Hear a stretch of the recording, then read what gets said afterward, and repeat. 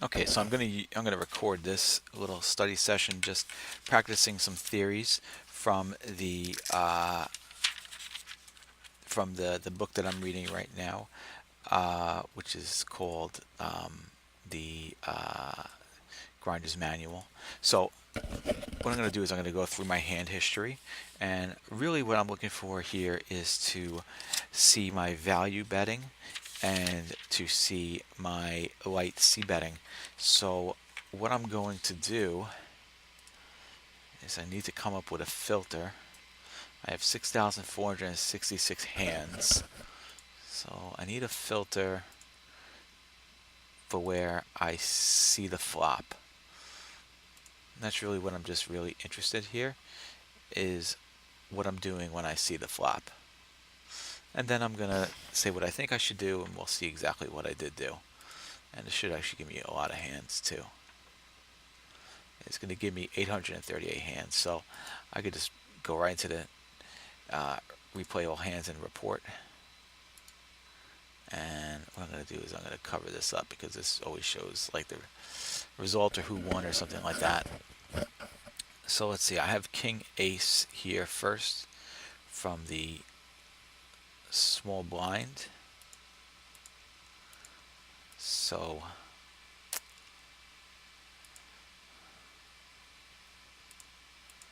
I got two callers so far. So because I have two callers so far, but I was the pre-flop aggressor, this is a hand here where I do have a straight draw, so I just need a jack. There are 4 jacks available.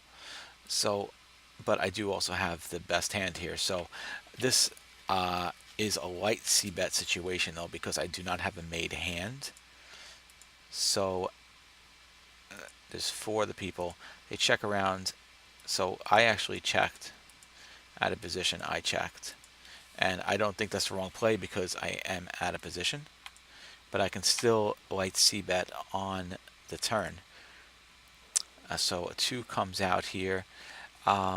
There is a flush draw. Because it's multi-way pot, I would have to check again, which I do.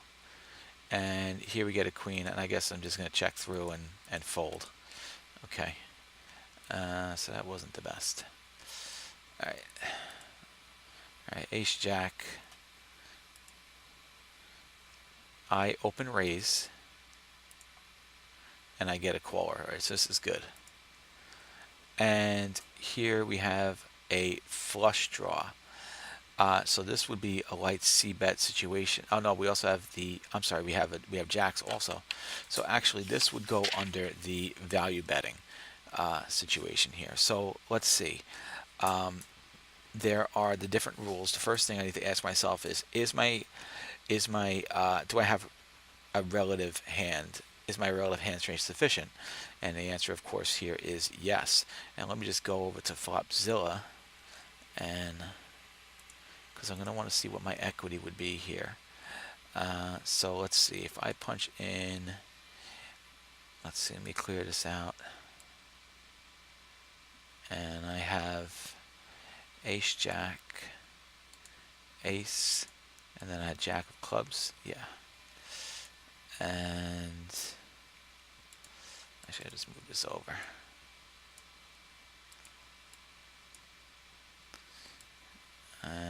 Let's see, let me clear this out. Just gonna move this over real quick. I can move it back. Alright, so I have ace and I have jack, and we have the person who called me. I don't have any real information on him, but I do have him listed as a fish, so I can give him a pretty big calling range. So let me give him about a, let's say about a 45% calling range. He's going to have a huge calling range, of course. I'm going to take out ace, ace, and king, king, and queen, queen, because he would probably 3-bet these. Again, this also I'm going to take out. So I think this seems about right as a potential calling range for him. We can add ace 2 off to it as well. Okay, so, and the flop was queen of diamonds, jack of diamonds, and 6 of diamonds. So yeah, right now, against his range, I have an 84.3% equity advantage. So the answer is simple here, that I should definitely be c-betting for value. So now against the fish, I know I'm probably not going to have this right here, but I should really go for max value here in this spot. So I should have bet around 65 cents. I'm guessing I probably bet for 75 cents. So let's see what happens here. So who is in position? So, well, first we got to see if he bets in. If he bets into me, of course, then I would call. He checks. So right here, I should bet if I'm going to do this correctly, and I do. But I bet really low. Look at that. Look how low I bet. So the pot is 65. If I bring in my spreadsheet here, the pot was 65. So I should have really bet. I should have really bet pot, but or at least 49 cents. I didn't do that. I bet 46. All right, so I did. All right, so that's about a 2/3 pot. Okay, so that's fine. I could have bet more, but I didn't. And he folded, so it didn't matter. But I should have bet more there. All right, so the next hand is we have 9-9, and I pump it up to 40 cents because of the limper here, which is part of what I learned about dealing with limpers. And we have folds here. Let me just move these up. And we do get another caller from a 43.35, so pretty aggressive player. And he folds. Okay, so we're playing villain 3 here. I don't have a cold calling range on him, but I do have that he's a 43.35. I don't know if if I can see that in the video. So and then we get here 9-9, 2, 3, 10. So I think right here this would be considered a thin value betting situation. We're out of position. So first we can see if we get a check, and we can actually check here too as well because the 10 is out there. Even though I do have a pocket pair, so I could value bet him here. But let's see. So we get a check, and I think the right play here probably is to check also, because he's checking out of position. I think the right play is here to check, and I do check. So I think that was definitely the right play. And now we get a queen, and I should probably just check again here because at this point I could easily be behind if he has any queen X. And let's see, he does bet here, so I think the right play here for me is going to end up being to fold because he can have a queen, any 10 that would beat me. And at this point now, my hand really isn't that strong. I don't have any outs because all I have here, let's see, he's betting 45 cents. So I have right now to improve my hand, all I have to improve my hand is 2 outs. And on the turn here, really we're already actually on the, I need 4%. There's only 4%. If we take a look even at the equity, we'll see the equity is going to be pretty low too. But he is betting 0.95 into $1.40. He's betting, I'm sorry, 45 cents into $1.40. It's 24%, and right here I have 4%, which is pretty low. This would not be a good play for me. In fact, I can even, where's that EV calculator? If I use that EV calculator, which I think is actually pretty cool. Let's see. I go to Red Chip Poker. I think I can Google it. EV calculator, Red Chip. It's going to show that this is not a plus EV call as well, I bet. Let me just put my favorites. So let's see. If I win, what is my expected profit? So let's see. This right here, he's betting 45 cents. So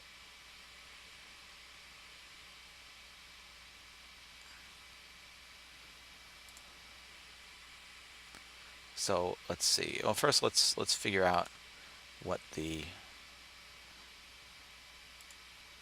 looking at here. I think I can have the same exact range here with this guy as well. So I have a 9 of spades and a 9 of clubs, and out on the board is a 2 of clubs, a 3 of hearts, a 10 of spades, and a queen of diamonds.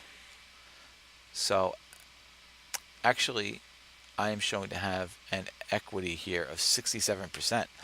So it's actually saying I should probably continue here. And let's see, if I punch this into the EV calculator, if I win, what's my expected profit? So just want to make sure I'm doing this right on this particular bet. So let's see. If you call and win, you make 12. So what's in the pot and the bet? Okay, so I want what's in the pot and the bet. So what's in the pot and the bet? So the pot is, so it's actually $1.40 would be my profit here. Okay. And my expected loss is 45 cents. And then my equity is 67. Which actually, so it's saying that my expected value is 1, which is good. But let's just say I said, you know, what is he going to bet here with? All right. Is he going to bet here with a straight? Well, he doesn't have any straight possibilities here. Is he going to bet with a set? Of course he is. Actually, let me just... So I could say, okay, straight, he's going to bet with a set. 2 pair, he's definitely going to bet with. An over pair he won't bet. Top pair he'll bet with. Pocket pair below top pair, of course, he will bet with that. Middle pair he'll definitely bet with. And a weak pair, which would be any 3 or 2 or any pocket pair below. I don't think he'd bet with the 3 or 2. I think maybe I could say that he would bet with 9-9, maybe 8-8, maybe 7-7. I'll give him. And let's see, ace high. He's not betting it with ace high.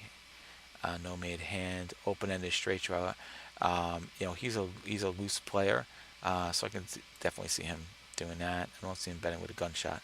All right, so I just want to factor that in, and then take a look. All right, my equity is 27%. And I think that's a more realistic equity in this particular situation on what he would be betting.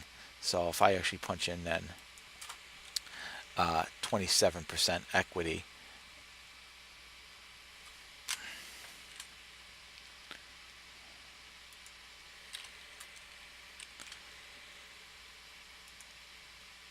Then here I could see that it's not a plus EV play.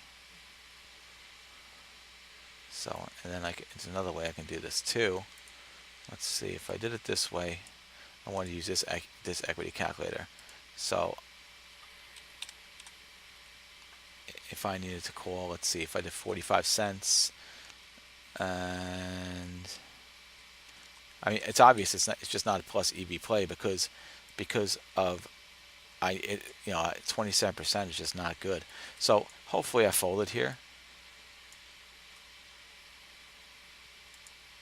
Let's see if I folded. I did. Okay, so I definitely made the right play there. Definitely made the right play there.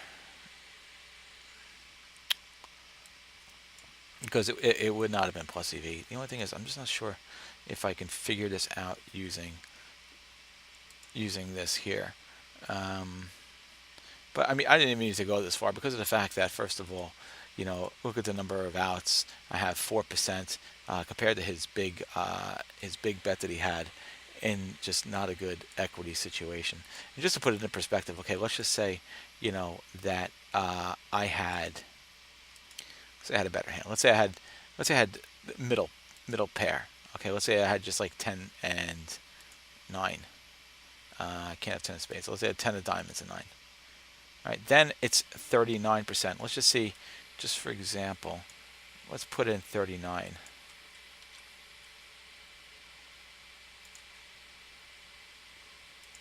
They say 39 is still. So when do I need to get to? 45, 50, 55. Yeah, over 55% equity, then it's a good call for me. So even here having the 10, so let's say I had the queen of clubs. Now, see, queen of clubs, bam, of course, I have top pair, and then we would definitely continue. Okay, so that's interesting, and of course that is, saying, okay, well, what would he bet with here?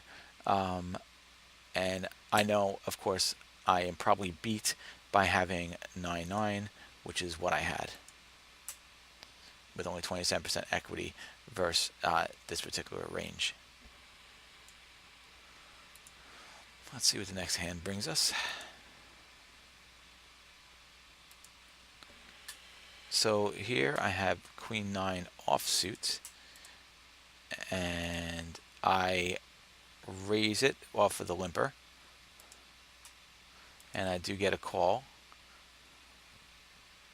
And I get a call from a reg who I have 600 hands with. He's a 27-21. And a cold call range of 9. So here we get a board that's just a terrible board for me. And I'm assuming I'm probably going to fold this here. Well, he checks to me. I should check right back. Hopefully I don't do a value bet, because that would be a bad bet. I do. Okay, so this is a bad bet. And I'm playing versus somebody who has a cold call range of 9. So what is this? What does his range look like in a cold call range of 9? I'll give him, let's see.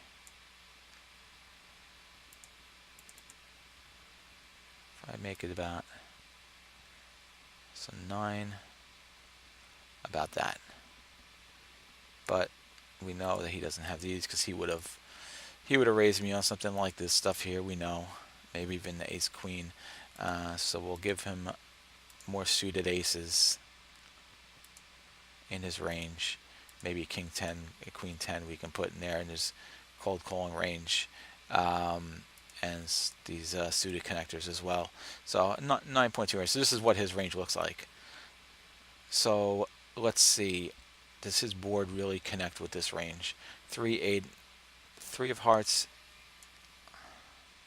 8 of spades, and 5 of diamonds. So for the most part, it's really not going to connect with this range here. With this, let's see. I think I can. I was thinking this would show me how well it connects with it, but what can he have here? He can have a set of 8s with this range. He can have over pairs, of course, with this range. His top pair would be an 8.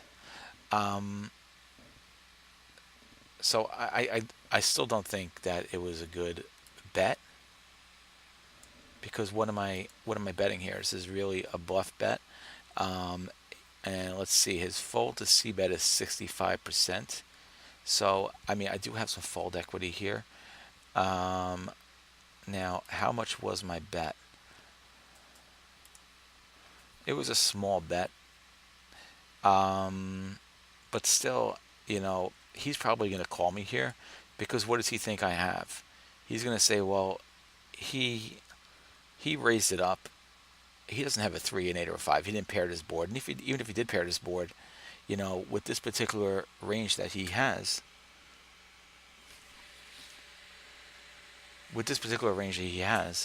he's not afraid of anything that I may have, unless I have a set. So I think he's probably going to call me.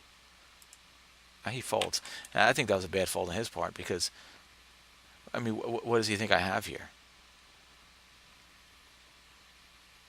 All right. Interesting so far. Here I have 6-5. So let's see what happens here. I raise it up with the 5-6, 6-5 suited, and I get a call. This guy is a 33-33. I don't have many hands on him, only 16 hands. I have him as a loose player at this point. So let's just see now what happens here. On the first one, let me just see what his range is going to be. So I'm going to put him on a cold calling range. I'll put him on a pretty big calling range. Let's see. I have 6-5, 6 of diamonds and 5 of diamonds, and I'll put him on a 35% range about.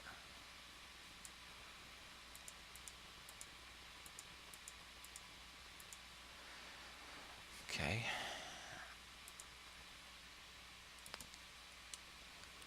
So this is what his range is really big. Really big range. Range has hit 28.2 times on this flop. So let's see. Okay. I mean, on that range usually has 20.2%. Okay, fine. So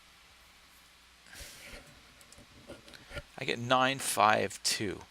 So this right here, you know, let's see. My equity on this 9-5-2. So 9. The 5 is what? A heart. So right now I have 55% equity because I have the 5. So I think it's okay to check here. I don't have really many outs because I don't have a flush draw. Really all I have in terms of outs is I have 2 more 5s and 3 more 6s. So I only have 5 outs, and they're pretty weak outs as well. So I really think that this right here is a checking spot. Him being a loose player and me not having many stats on him.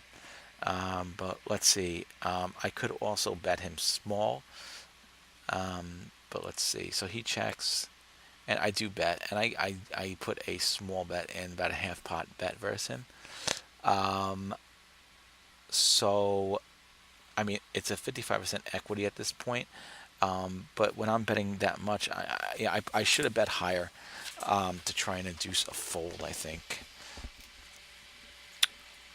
With only 55% equity, and I really don't have many ways to improve my hand. In fact, you know, the first question is, right, because we're c-betting here. And this would be c-betting because this would be a situation where it's a made hand, right? So the first question is my relative hand strength sufficient? And the answer is no. So with that being said, I should have checked here, and I didn't. I bet. And he raises it. So look at that. This is a great one. I absolutely should have checked it. You know, he could easily have what? Think about it. What's he betting? What's he betting with here? He's betting with a set, of course, and he could have any of those. You know, 2 pair, and over pair. He can. Is he going to raise? Is he going to raise with an over pair? He could. He's a loose player. Top pair 9. No, he's definitely not raising with. He's not raising with a 9. Not when I bet. He could. He's not doing that. Pocket pair below top pair. No, definitely not. Middle pair, no. Weak pair, no. Ace high, no. Is he betting like that with a flush draw? Raising it up with a flush draw? He could be to protect his hand. He's a loose player. That's definitely possible. An open-ended straight draw, I could see him doing that. And of course, any of these here. So when we do that, when we look at that, what he'd be doing is to me an easy fold with 35% equity at this point. What am I going to really gain here? And I'm sure I folded, of course, and I did. So what am I going to gain there at that point? So, but I could have kept myself out of that situation by checking.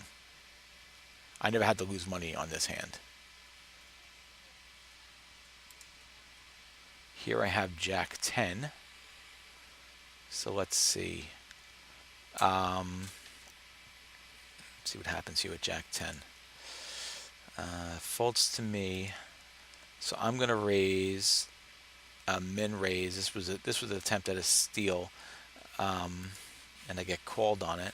Again, somebody I don't have many hands on at all, so I don't really have much information. It was a 40-40 through 5 hands, and I get ace to 7.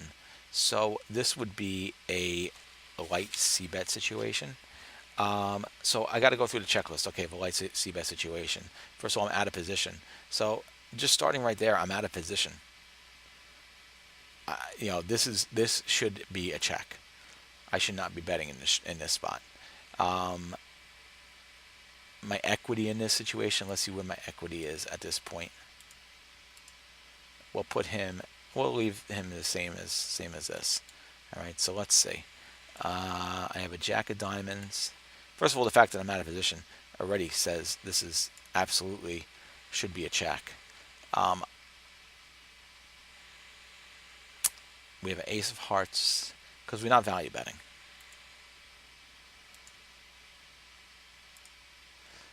We have 34% equity, so I don't have good equity here. So hopefully, hopefully we don't know much about the villain. How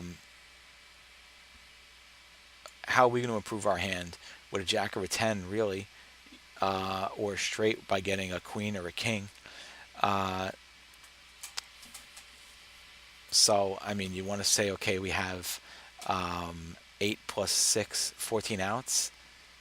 Oh, you can, but still there's an ace here. So we're not going to have the best hand unless we really get a straight. So we have 8 outs to get a straight. And, I don't think that would be wise. And anyway, we're out of position. We don't have good equity. Hopefully we check. And then if he bets, we fold. And we bet. Mistake. That was a mistake, and it was a mistake because we were out of position. We had low equity. Jack 10 is an ace out there, so that was a bad bet. He folds, but it doesn't matter. It was still a bad bet. It was not the right play. And I can just take a look. Let me see. Okay, I can use this here. I'm going to move this here. So my bet was 19 cents. Okay. Let's see. Let's try this. My equity was 34.25.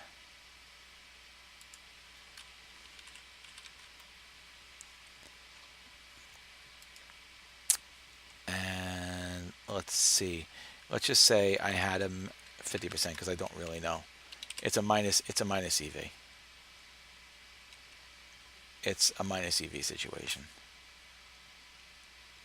If he would have called, so definitely was not the right play. 100% not the right play. I got lucky. He folded. But you could have a situation like the other one too. Okay, here we got ace king. And let's see. We get a raise. Open raise from the cutoff. And we get a call from the button. And then I 3-bet it. And then you get a call here from the cutoff. And you get a call here from the button. Okay. So here's a situation where we're out of position. So this is interesting. Is it a dry texture? Yeah, it's pretty dry. I'm not in position though. So in a way, you think it makes sense that I check here. because I don't have a made hand. So let's see if I check or if I bet. I do bet, and this could have been a mistake. This very well could have been a mistake. I probably should have checked here. I have a loose player, and we do have a reg here as well, and the reg who I have 317 hands on doesn't usually fold c-bets, so I don't have any fold equity here. He raises c-bets 18% of the time. So I think I should have checked here, but I didn't. All right, so let's see. His cold calling range is 13%.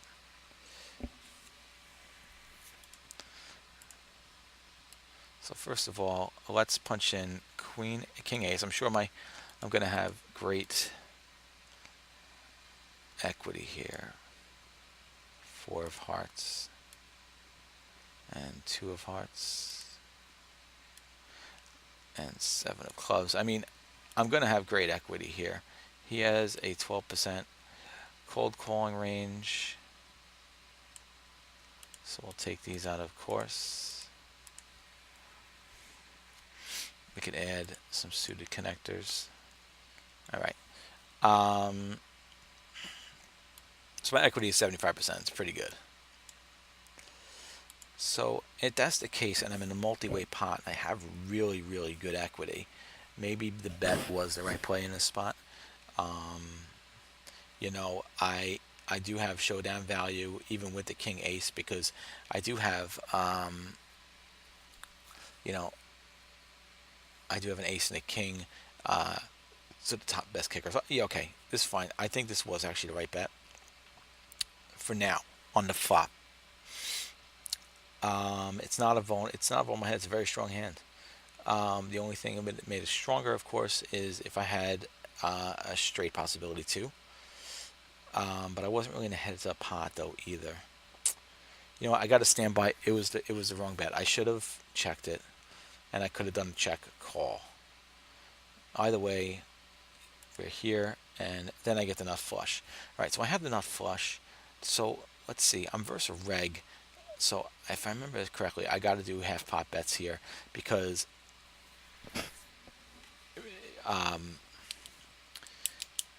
really I want to be balanced versus somebody like him. So that's why I'll stick with the half pot bets, and that's what I did. I did a half pot bet. He raised me. So why would he raise me? Let's just think about this for a sec. What is he raising me with here? I'm very curious. 9 of hearts. Okay, so let's see. He's raising me with, well, you know, first let's see. Let's see what he called me with. I want to see if we can figure out his hand first of all. So you know what? Let me give him a couple more suited connectors and a couple more, and at least give him ace 10 offsuit to call the 3-bet with. So let's see.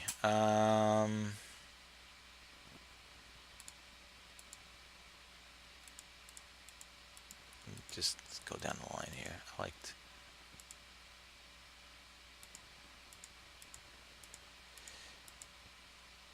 So set, he could have 7s, 4s, or 2s. Okay. He would definitely call me with a set, of course. And overpair, definitely on his board.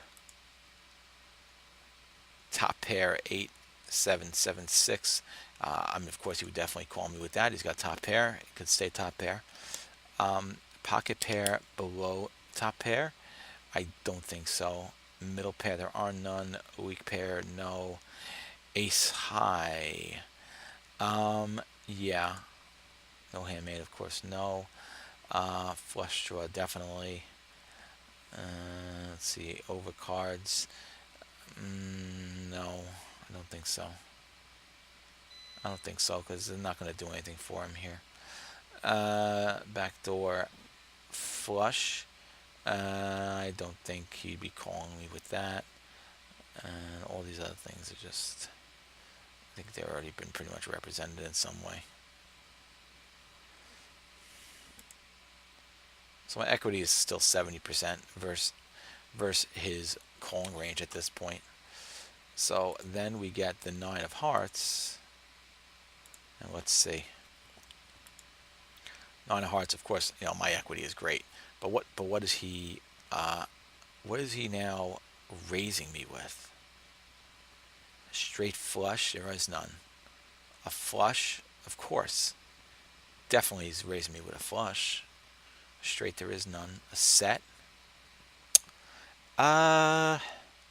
He could, because he might be bluffing here, and he still does have a decent hand. So it's possible. 2 pair, there is none. Overpair, we already rolled out. Top pair, no way. He's not raising me with top pair. Pocket pair below top pair. No, he's not raising me with that. He's not raising me with middle pair. Weak pair. He's not raising me. Nut flush draw. He's not raising me on the flush draw. He has a hand to be able to do this. So at this point, I have 83% equity. So this is going to be interesting. So that was a shove. So can I call his shove? Of course I can call his shove, because look, let's see now.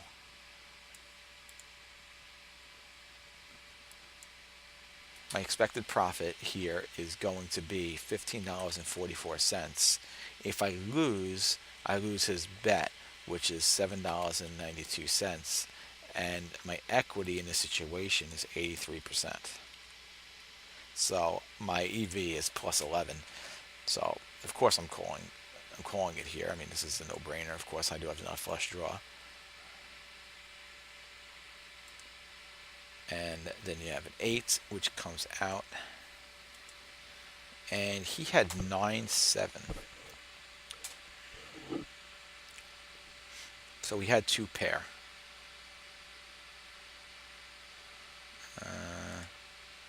So let's see. I kept 2 pair in, but I didn't have 9-7 suited in his range. So that's interesting. So basically what he did here was he shoved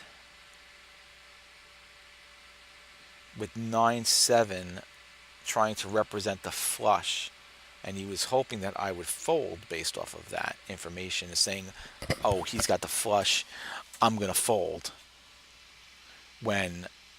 So he bluffed, and it didn't work out well for him, but he had something to bluff with at least. But of course it was bad choice on his part, because he should have thought about the fact that if I called, he lost. So it's definitely interesting stuff. All right, now I'm going to actually get to playing, which I will not be recording. I think this was actually a pretty fun exercise, and I'm definitely going to do it more. All right.